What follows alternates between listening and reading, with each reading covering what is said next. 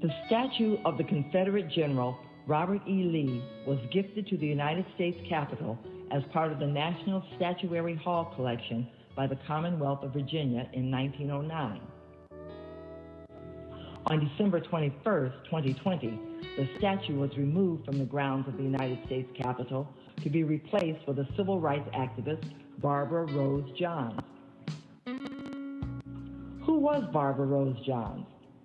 She was born in 1935 in New York City to Violet and Robert Johns. She moved to Prince Edward County, Virginia during World War II to live on a farm with her maternal grandmother. In this county, blacks and whites had separate but unequal schools. As a 15-year-old teenager, she became more and more frustrated with the all-black Robert Russell Moton High School in Farmville, Virginia, which had inadequacies such as poor facilities, shabby equipment, no science labs, no gymnasium, and no cafeteria. Even worse than all of that, the school had such poor plumbing that the toilets barely worked. It was a school built to hold 180 students, but was being used for 400. To add insult to injury, the county built several freestanding buildings of plywood and tar paper to try and accommodate the overflow. These tar paper buildings were described as chicken shacks or chicken coops. On rainy days, the students had to use umbrellas to keep from getting the papers and themselves wet. This school was in sharp contrast to the nearby all-white Farmville High School. This school had spacious classrooms, modern heating, a real cafeteria, and an awesome auditorium. When Barbara complained to her favorite teacher, Miss Davenport, about the conditions, the teacher responded, "Why don't you do something about it?" Barbara was described as quiet, inward, intelligent, and mature, so she was surprised at her teacher's answer. She gave it some thought and moved forward. In her words, and I quote, "The plan I felt was divinely inspired because I hadn't been able to think of anything until then. The plan was to assemble together the student council members. From this, we would formulate plans to go on strike. We would make signs and I would give a speech stating our dissatisfaction, and we would march out of the school, and people would hear us and understand our difficulties and would sympathize with our plight and would grant us our new school building, and our teachers would be proud, and the students would learn more, and it would be grand," close quote.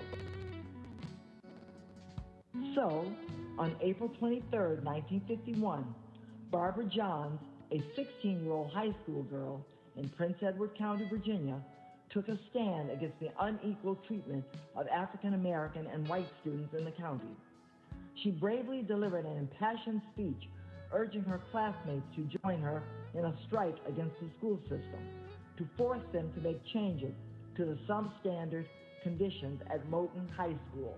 Following her, the Moton students left the school in protest of overcrowding. This walkout was one of the first of its kind. Barbara's determination led to a federal court case, Davis versus County School Board of Prince Edward County. In 1954, this case became one of 5 cases that the U.S. Supreme Court reviewed in Brown versus the Board of Education of Topeka, when it declared school segregation unconstitutional. Prince Edward County continued to fight desegregation for years following John's protest and the Brown versus Board. White Virginians launched a massive resistance. The Board of Supervisors refused to appropriate any funds for the Prince Edward School Board from 1959 through 1964. They chose to close the schools rather than integrate them. The schools were closed for 5 years.